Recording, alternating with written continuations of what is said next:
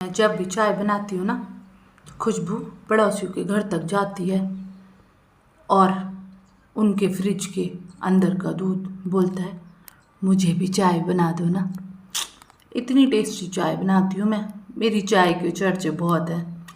अगर वीडियो पसंद आए तो चैनल को सब्सक्राइब करना, वीडियोस को लाइक